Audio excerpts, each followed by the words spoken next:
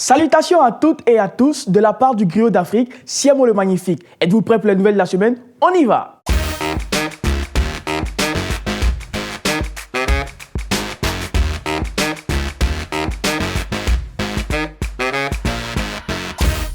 La nouvelle la plus importante d'aujourd'hui est celle du décès de Mugabe. Vous ne le connaissez pas?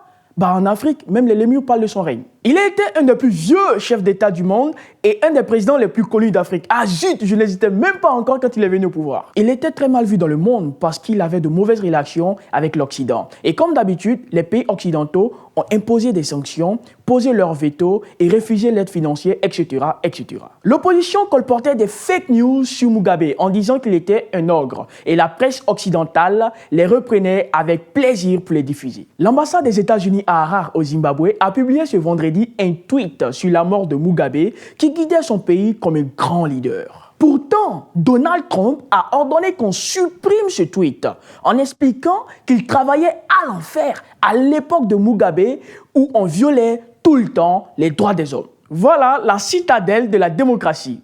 Passons à la nouvelle suivante.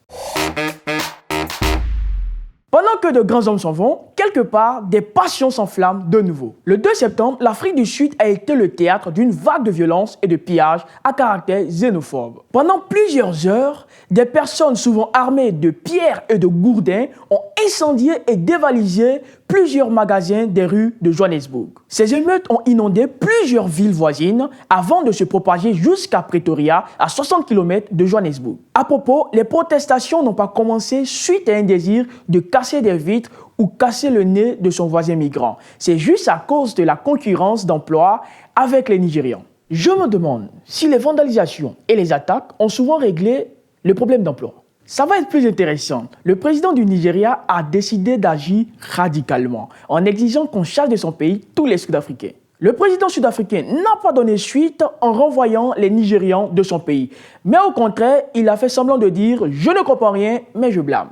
Ah, les seules personnes qui ont été assez malées dans cette situation sont les écoliers sud-africains qui ont organisé une manifestation contre les violences faites envers les Nigérians.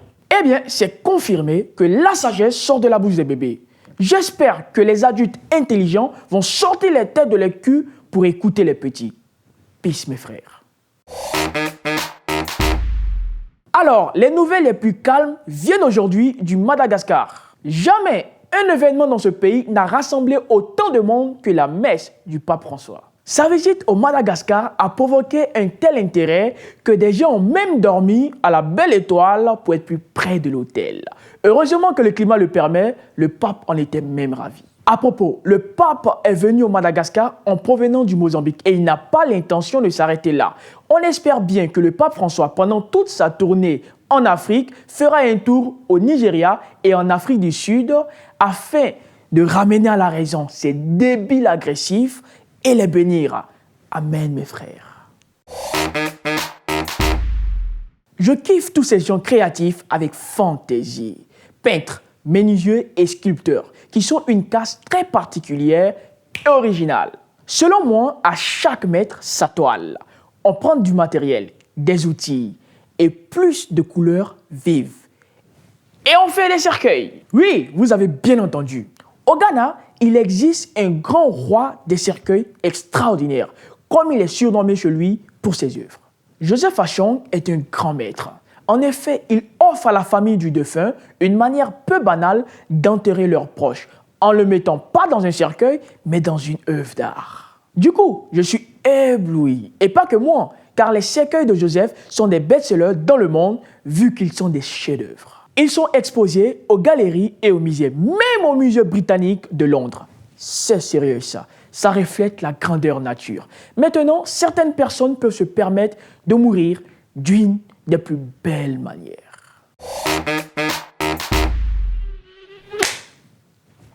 Je déteste les moustiques. Ils sont moches et ils m'énervent. Ils bourdonnent, ils piquent et ça gratte. Et certains de ces moustiques transportent même le paludisme, une maladie qui est souvent mortelle pour les petits enfants. Cette semaine, il est sorti un article curieux dans la revue médicale Lancet. Il s'agit de l'éradication du paludisme qui ne va pas tarder à venir. C'est génial ou il y a un piège? Il s'est avéré qu'il ne s'agit pas de l'éradication de la maladie, mais des moustiques eux-mêmes. Ça paraît mieux! Mais il y a des nuances. Pour éradiquer ces sales insectes à jamais, il faut plus de 2 milliards de dollars par an. Et le résultat sera vu en seulement une génération à venir. Qui est le gros malin ici? Qui profitera de cet argent? Et qui sera à blâmer lorsqu'une nouvelle génération apparaîtra avec le paludisme qui persiste? Ou qui va demander à la génération enculée? Trop chelou! Il me semble que quelqu'un a trouvé un bon moyen de gagner de l'argent. Eh bien, c'est tout pour aujourd'hui. Je pars pratiquer la chasse aux moustiques. Amusez-vous bien, likez la vidéo, partagez-la et abonnez-vous surtout à la page. Bah, vous savez tout ça déjà. Ciao!